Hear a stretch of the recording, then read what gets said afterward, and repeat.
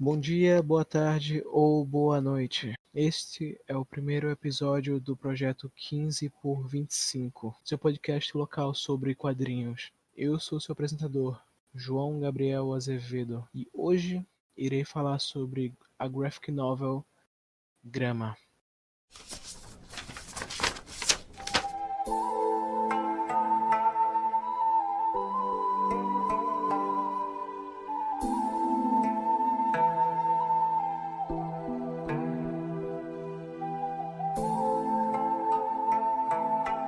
Grama é uma graphic novel sul-coreana, ou manhwa, ilustrada inteiramente em preto e branco pela autora Kim-soo Gendrin-kim e inspirada na história da Ok-sun Lee, uma ativista de direitos das mulheres de conforto, com mais de 90 anos de idade. Lançada inicialmente em 2017 na Coreia do Sul e no começo de 2020 no Brasil. O quadrinho é uma história anti-guerra e conta sobre a vida da vovó Ok-sun Lee, com mais foco na sua juventude e intercalando com as entrevistas feitas pela autora para a vovó.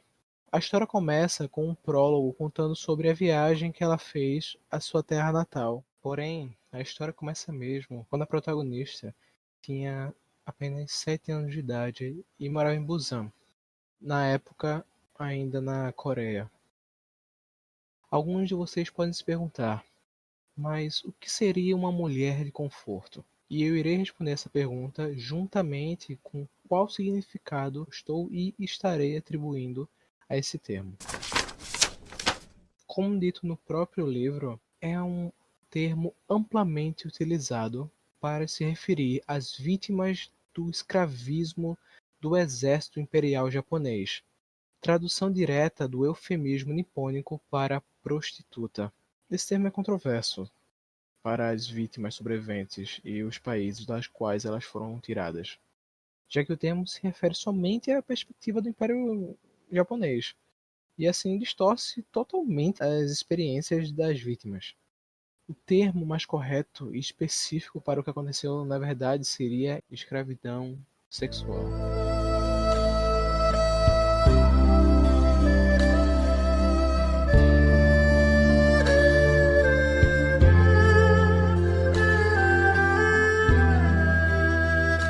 Antes de começar a me aprofundar nas questões do livro, é melhor informar de antemão que existem assuntos muito pesados nesse quadrinho e que poderiam causar desconforto sim, porém a autora traduz esses momentos com uma leveza única. Até onde eu pesquisei não teve nenhuma reação negativa sobre a forma que ela retrata tais barbaridades feitas às personagens da obra. A autora usa muito bem o contraste entre preto e branco na hora de representar um perigo iminente, sendo ele a violência, e mescla esses momentos com calmaria de belos cenários e momentos de reflexão. O traço dela me lembra muito a técnica usada para fazer o cordel, a xilogravura, que o desenho é entalhado na madeira e utilizado como se fosse um tipo de carimbo.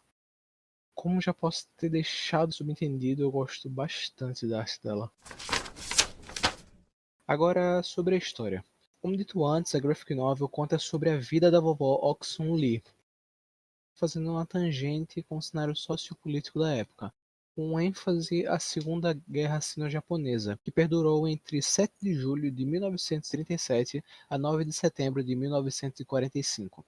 Essa guerra teve um impacto direto nos acontecimentos abordados no manhwa. E para se ter um entendimento maior da história, é preciso entender o que foi essa guerra.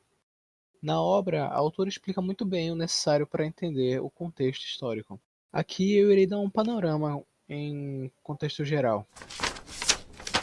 Como consequência da Primeira Guerra Sino-Japonesa, que durou de 1º de agosto de 1894 a 17 de abril de 1895, o Japão dominava a Coreia, e na época não era dividida entre Coreia do Sul e Coreia do Norte.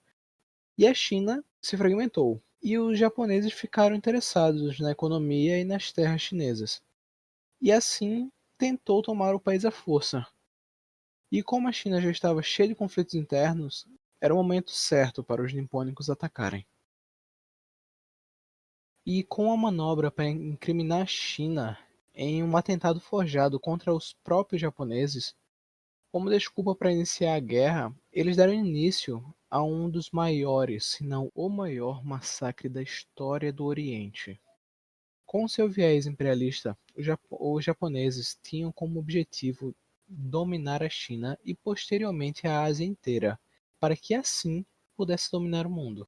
E um evento em específico fica no imaginário geral quando a Segunda Guerra Sino-Japonesa entra em pauta: o Massacre de Nanquim.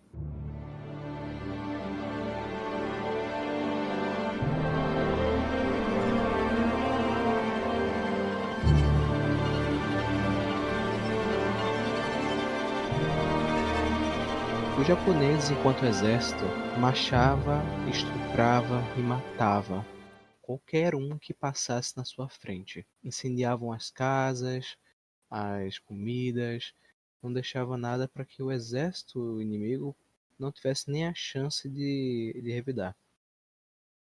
E depois da Batalha do Marco Polo, eles invadiram as cidades de Xangai e Nanquim, que na época Nanquim era a capital da China. E durante essa invasão, o comandante da resistência da China fugiu, deixando para os civis um destino cruel.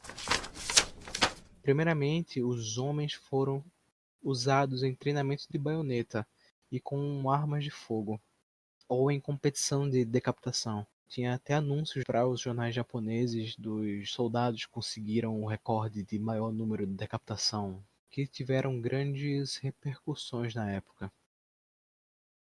No final, com o intuito de economizar munição, eles enterravam os chineses vivos e eram mutilados com espadas e baionetas. Eles até juntavam os sobreviventes, amarravam juntos no meio da praça e jogando gasolina por cima deles e ateavam fogo. Entre eles, incontáveis mulheres e crianças. No final da Segunda Guerra Mundial foram achados registros desses eventos, falando ainda mais sobre como as pessoas eram mortas, apauladas e as mulheres e crianças eram estupradas, depois usadas como lenha. Alguns até eram raptados, eram pegos e usados como cobaias. Eles tinham até um nome para isso, que é Maruta, ou lenha.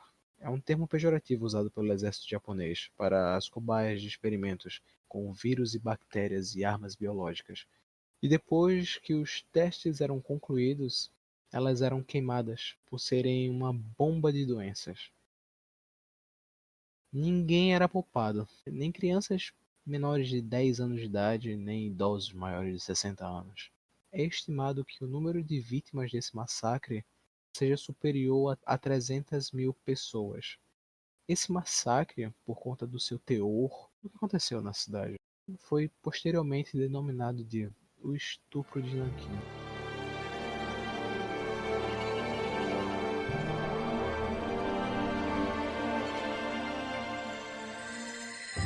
Como a Coreia estava sob controle dos japoneses desde 1895 e tratava os coreanos no seu próprio país como seres inferiores, os nomes tinham que ser mudados para nomes em formas japonesas, e senão eles não poderiam frequentar escolas ou participar da sociedade.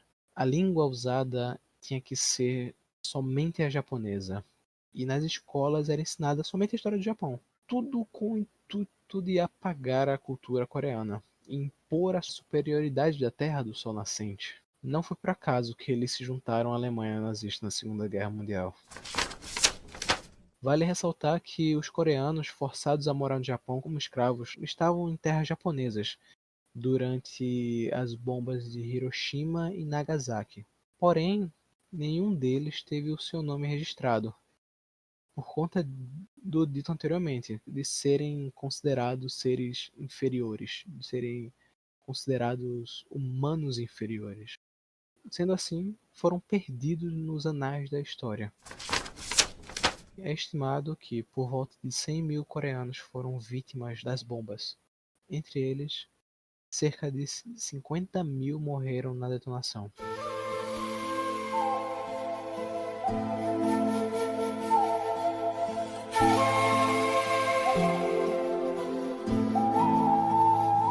Como pode-se ver, o exército imperial japonês era totalmente desumano com o país que estava invadindo, cometendo inúmeros crimes de guerra, totalmente impiedosos. Isso fica ainda mais evidente quando falamos sobre as mulheres de conforto. Elas eram crianças e jovens que acabavam sendo ou enganadas por propostas de emprego sem saber para onde estavam sendo levadas, ou sequestradas em plena luz do dia, ou até mesmo vendidas achando que elas seriam adotadas para que tanto a família tivesse uma boca menos para alimentar, tanto a criança tivesse uma condição de vida melhor. Ela poderia, elas eram prometidas uma alimentação decente e que elas iriam poder estudar, sendo esse último o sonho de infância da Oksun Lee. Porque na época poucos tinham o luxo de poder comer um prato de arroz. Quem dirá ter uma família saudável? Elas eram comercializadas como mão de obra escrava barata. Na história existem exemplos práticos desses esquemas. As garotas eram levadas para serem presas numa casa chamada de Casa de Conforto. Nela, qualquer direito básico foi negado, sem nenhuma higiene. Só tinham a roupa do corpo. E raramente eram dadas algum tipo de vestimenta para elas. E quando as garotas estavam menstruadas? E quando elas adoeciam? Elas muito raramente tinham um dia de sossego, chegando até de 30 para 40 estupradores por dia. A única doença lá importante eram as venéreas, as sexualmente transmissíveis. E elas só tinham alguma atenção quando estavam num estado tão grave que os estupradores que pagavam para o dono da casa de conforto começavam a reclamar sobre o cheiro ou tinham nojo de qualquer jeito, não queriam mais. Algumas das meninas eram trabalhadoras braçais, mas em sua grande maioria elas eram escravas sexuais. O quadrinho expõe como as mulheres de conforto eram um reflexo da sua sociedade, que por conta das relações abusivas de poder e falta de direito das mulheres, atrocidades foram cometidas, refletindo diretamente até mesmo nos principais problemas da nossa sociedade atual, onde estupros podem ser considerados culposos.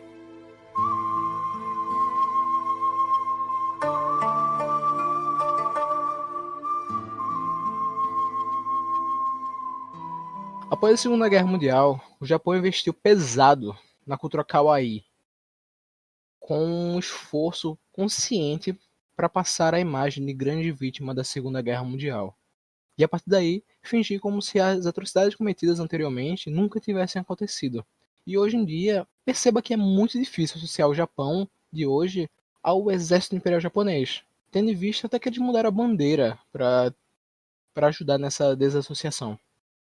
Em 2015, um acordo sobre as mulheres de conforto foi feito entre o Japão e a Coreia do Sul, visando melhores relações de comércio entre os países, pois a Coreia do Sul ainda depende financeiramente do Japão, mesmo tantos anos depois da sua independência. A ativista Oksun Lee, juntamente com as sobreviventes e grande parte da população sul-coreana, defende que tanto as desculpas como a indenização que as vítimas ganharam, que foi um valor irrisório total, não valem de nada, pois somente foi resolvida entre os diplomatas, entre os homens, sem a participação de nenhuma das vítimas, e um pedido de desculpa feito diretamente a elas. Até os dias de hoje, como dito pelo ex-primeiro-ministro Shinzo Abe, numa visita ao Memorial de Heróis de Guerra do Japão, o Japão não reconhece os crimes de guerra, acreditando que os generais que participaram na guerra e hoje em dia são classificados como criminosos de guerra classe A. Não fizeram nada de errado. Para você ter uma ideia, é a mesma classe de que Hitler, se ele tivesse sido capturado. E assim, afirmando categoricamente que os crimes de guerra deles não são reconhecidos pela lei japonesa. Eles afirmam ainda que as escravas sexuais eram na verdade prostitutas pagas, e assim não existiu estupro algum, nem crime nenhum. Sobre a repercussão no Japão atualmente, muitos japoneses com descendência coreana se identificavam com a história e muita comoção teve perante a obra. Porém, ela não foi lançada no editor oficial, ela foi financiada pelos fãs para poder ser publicada lá no Japão. É notável que grande parte da população japonesa de hoje em dia nem sabe dessa história, porque lá mesmo ela é ignorada. É aquela velha história, né? Se eu não me lembro, não existiu. Mas é importante notar que a obra está sendo reconhecida lá. E é importante começar a ter essa discussão. Mas tendo em vista que toda vez que existe essa briga, sempre termina com depressões e o suicídio de descendentes de coreanos. Existe uma estátua na frente da embaixada japonesa na Coreia do Sul, que representa a luta das mulheres de conforto, sendo uma mulher sentada num banquinho. Hoje em dia, em uma delas, existe uma estátua moldada à imagem do Shinzo Abe, se curvando a ela, representando essa desculpa que os japoneses não querem nem admitir que existem. Eu não estou falando aqui que o Japão não é nem um pouco vítima da Segunda Guerra Mundial. Eles realmente foram grandes vítimas dela. Mas automaticamente isso não apaga o passado que eles tiveram. E o negacionismo deles não vai ajudar, não vai apagar o passado. Essas mulheres, mesmo após terem sido derrubadas pela injustiça e pisoteadas pela opressão, elas se ergueram, assim como a grama. O que elas menos querem é um confronto físico, porque sabem na pele o que é a verdadeira guerra. Elas só querem que seus malfeitores reconheçam o erro que cometeram, para assim terem finalmente a conseguir a paz e seguir a vida em frente. O que é que o Japão está esperando? Elas não vão conseguir esperar por muito tempo.